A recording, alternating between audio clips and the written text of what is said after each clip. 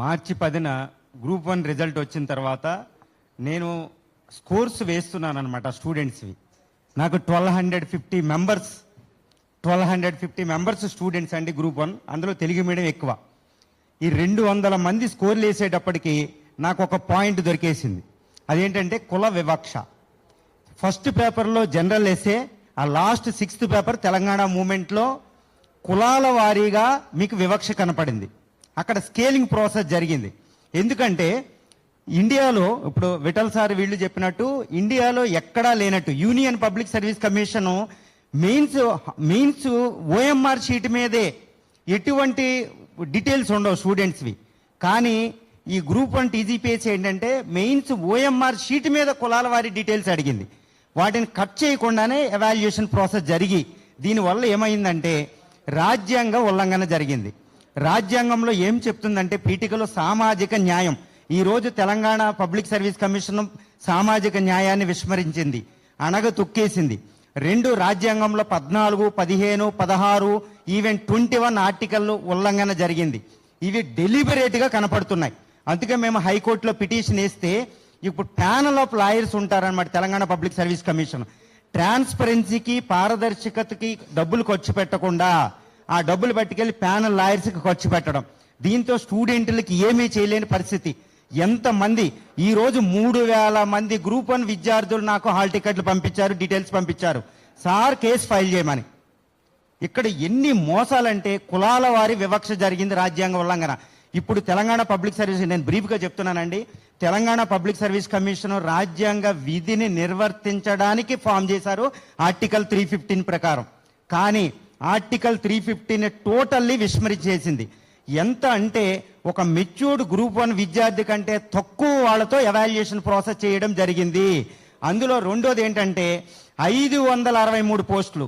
ఈ 563 పోస్టులు రాజ్యాంగంలో 3 మూల స్తంభాలైన చట్టసభలు, న్యాయ వ్యవస్థ, అదేవిధంగా ఎగ్జిక్యూటివ్ కార్యనిర్వాహక వర్గం. ఈ కార్యనిర్వాహక వర్గంలోకి చాలా ముఖ్యమైన పాయింట్ అండి ఇది, 563 ఇన్ఎఫిషియెంట్స్ రాబోతున్నారు. ఎందుకంటే ఎఫిషియెంట్స్కి అక్కడ తావులేదు, ఎవాల్యుయేషన్ జరగలేదు, అన్సైంటిఫిక్ అన్కాన్స్టిట్యూషనల్ ఎవాల్యుయేషన్ జరిగింది. కాబట్టి 563 మంది వచ్చే 2-3 దశాబ్దాల పాటు తెలంగాణలో మ్యానిపులేషన్ చేయడానికి వస్తున్నారు. కాబట్టి తెలంగాణ రక్షణ జరగాలంటే సైంటిఫిక్ కాన్స్టిట్యూషనల్ ఎవాల్యుయేషన్ పునఃమూల్యాంకనం మళ్ళీ జరగాలి. అంతే. ఈ మళ్ళీ జరగాలంటే తెలంగాణ పబ్లిక్ సర్వీస్ కమిషన్ రాజ్యాంగబద్ధ సంస్థని నిర్వర్తిస్తున్న అంబేద్కర్ ఒక మాట చెప్తారు మనకి, రాజ్యాంగం ఎంత గొప్పదైనా దాన్ని అమలు చేసేవాళ్ళు మంచోళ్ళు కాకపోతే చెడ్డదైపోతుందని. అదేవిధంగా రాజ్యాంగం చెడ్డదైనా అమలు పరిచేవాళ్ళు మంచోళ్ళు అయితే రాజ్యాంగం మంచిదైపోతుందని. దాని ప్రకారం బుర్రా వెంకటేశం గారు ఇమ్మీడియట్గా రిజైన్ చేయాలి. Telangana public service commission chairman గారు ఇమ్మీడియట్ రిజైన్ చేసి యూనియన్ పబ్లిక్ సర్వీస్ కమిషన్ మాజీ చైర్మన్ గారు ఎవరితోనన్నా ఎక్స్పర్ట్ కమిటీ ఇక్కడ అపాయింట్ చేసి ఇమ్మీడియట్గా రీఎవాల్యుయేషన్ చేయాలి. లేదా 563 మంది ఇన్ఎఫిషియెంట్స్ తెలంగాణ 2-3 దశాబ్దాల పాటు తెలంగాణ భవిష్యత్తును తొక్కేస్తారు. రెండోది ఏంటంటే తెలుగు భాషకి ఇవ్వకపోవడం అంటే ఏంటండి, తెలంగాణ సంస్కృతికి దేనికైనా మూలం భాష ఉంటుందన్నమాట. ఆ భాష ఈరోజు ఏమీ లేదు.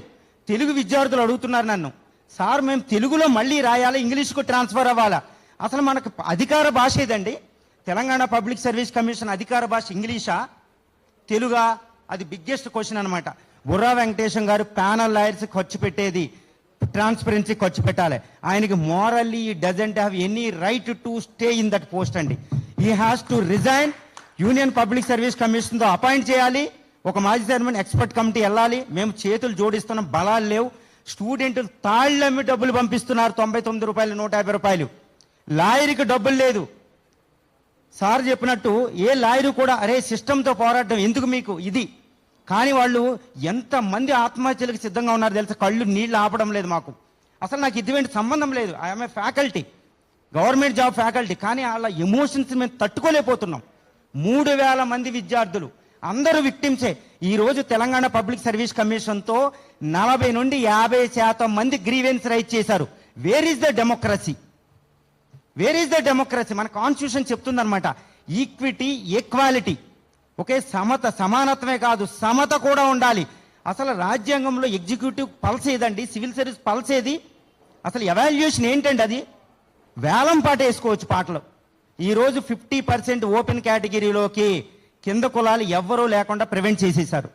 There is no constitutionality. Telangana public service commission has failed to fulfil its constitutional objectives. Burra Venkatesham గారు ఇమ్మీడియట్ రిజైన్ చేయాలి. ఎక్స్పర్ట్స్ కమిటీ సీఎం గారు మేము ప్రాధేయపడుతున్నాం. యూపీఎస్సీ మాజీ చైర్మన్ గారితో ఎవరితోనో ఎక్స్పర్ట్ కమిటీ వేసి ఇమ్మీడియట్గా ఎవాల్యుయేషన్ ప్రాసెస్ వేస్తేనే తెలంగాణ భవిష్యత్తు. తెలుగు మీడియం వాళ్ళకి ఇస్తేనే తెలంగాణ సంస్కృతి. 10 సంవత్సరాలు అయిన తెలంగాణ వచ్చి. ఇది చాలా పెద్ద ప్రాబ్లం. రాజ్యాంగ ఉల్లంఘన జరిగింది. కాబట్టి it is the question, it is the moral responsibility on the part of the Telangana public service commission and Telangana government to take the immediate steps అండి. చాలా ప్రాబ్లం. స్టూడెంట్లు మానసికంగా కృంగి వేసారిపోయి ఉన్నారు. వాళ్ళని వర్ణించడం ఎవరి తరం కాదు. వాళ్ళు రోడ్లు ఎక్కే ఓపిక లేదు. వాళ్ళు చనిపోవడానికి సిద్ధంగా ఉన్నారు. నేనే చెప్తున్నా, నాకు నైట్లు కూడా మాకు నిద్ర లేవు, వాళ్ళు ఆపుతున్నాం. ఇందులో అందరూ అన్యాయం అయిపోయారు.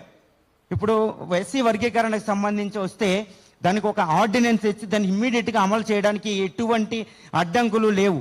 సుప్రీంకోర్టు ప్రకారం వచ్చిన తర్వాత ఆర్డినెన్స్ చేసి దాన్ని ఇమ్మీడియట్గా అమలు చేసుకోవచ్చు.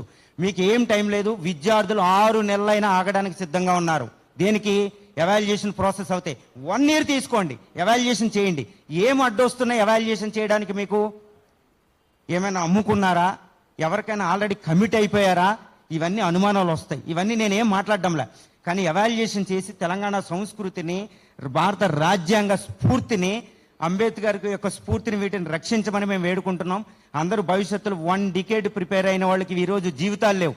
కానీ 2 నెలలు ప్రిపేర్ అయినాడు 500 మార్కులు ఎలా వస్తాయి? ఎలా వస్తాయండి? వాళ్ళు వెళ్ళి ఏం చేస్తారు? సెటిల్మెంట్లు చేస్తారు రేపొద్దున హైదరాబాద్ బంజారా హిల్స్లో కూర్చుని. ఎంతమందిని చూడటం లేదండి? Who is working for the nation sincerely? ఈరోజు ఎథిక్స్ లేదు. సోషియాలజీ ప్రొఫెసర్ వేరే వాళ్ళు దుత్తారు, సైకాలజీ ఎస్ఐని వేరే వాళ్ళు దుత్తారు. కానీ ఒకటే నేను అడుగుతున్నా, లాస్ట్ క్వశ్చన్ అండి. తెలంగాణ పబ్లిక్ సర్వీస్ కమిషన్ తెలంగాణలో ఉంది. తెలుగు భాష అధికార భాష మీకు. కానీ మీరు ఇంగ్లీషులోంచి తెలుగులోకి ట్రాన్స్లేట్ చేయడానికి చాట్ జీపీటీ, గూగుల్ ట్రాన్స్లేటర్సా మీకు? తెలుగులో కోట్ల మంది లేరా? అక్కడే వైలేషన్ జరిగింది. ఈరోజు తెలుగు వాళ్ళు ఎగ్జామ్ రాయాలంటే వాడు ఇంగ్లీష్ అనే బ్యారియర్ దాటాలి. కానీ ఇంగ్లీష్ వాడు తెలుగు రాయడానికి వాడికి ఎటువంటి అడ్డంకి లేదు. అక్కడ లెవెల్ ప్లేయింగ్ ఫీల్డ్ ఏది? Where is the equity according to the article 14? ఇలా ఎన్ని క్వశ్చన్లు అండి, పుంకాలుగా ఉంటాయి. ఒక రోజు మాట్లాడిన ఇది ఎండ కాదు. ఇమీడియట్గా బుర్రా వెంకటేశం గారు రాజ్యాంగ స్ఫూర్తికి అనుకూలంగా రిజైన్ చేసి ఎక్స్పర్ట్ కమిటీ వేసి, తెలంగాణ యూపీఎస్సీ ఎక్స్పర్ట్ కమిటీ మాజీ చైర్మన్ గారితో వేసి మాకు కొత్తగా రీఎవాల్యుయేషన్, సైంటిఫిక్గా కాన్స్టిట్యూషనల్ ఎవాల్యుయేషన్ చేయాలి. ఇది నమ్మాలి స్టూడెంట్లు. నమ్మితేనే రాజ్యాంగ వ్యవస్థ, నమ్మితేనే కుటుంబ వ్యవస్థ, నమ్మితేనే ఏ వ్యవస్థ అనేది. ఇప్పుడు మేము నమ్మడం లేదు Telangana public service commission evaluation process. మాకు నమ్మకం కావాలి. ఈ నమ్మకం లేకపోతే నేను ఒకటే అడుగుతున్నా లాస్ట్, ఈ రోజు రాజ్యాంగాన్ని ఎందుకు నమ్ముతాం? అంబేద్కర్ రాశాడు కాబట్టి. అంబేద్కర్ కంటే డబుల్ ఏఐతో రాపించిన ఎవడో నమ్మడం. ఎందుకంటే అంబేద్కర్ రాశారు కాబట్టి మనం నమ్ముతున్నాం. ఇలా మాకు నమ్మకం కావాలి. No faith in TGPSC now. It is the constitutional question. So you should resign immediately. So మాకు ఎవాల్యుయేషన్ ప్రాసెస్ కావాలి. Thank you very much. Sir Rao గారు, ఏం పేరు సార్ పూర్తి పేరు? ఎంజీ రావు గారు. మొన్న నిరుద్యోగుల తరపున సారే ఒక 2000-3000 మంది తరపున కేసు వేశారు. కేసు 4 వారాల పాటు ఇచ్చింది. అయిపోయింది. తెలంగాణ క్రాంతిదళ రాష్ట్ర అధ్యక్షులు, తెలంగాణ ఉద్యమాల సూర్యుడు మా అన్న, మా అందరికీ అన్న మీరు దయచేసి మీరు ముఖ్యమంత్రి ఆఫీస్తో మాట్లాడతారో, టీజీపీఎస్తో మాట్లాడతారో, మా నిరుద్యోగులందరూ మీ మీద ఈ బాధ్యత పెడుతున్నారు. పృథ్వన్న గారు ఇప్పుడు మాట్లాడాలి. అందరు నమస్కారం. ఆ 2 నిమిషాలు మాట్లాడితే ఎక్కువ ఆఖరికి వచ్చడానికి ఏం అంశాలు ఉండే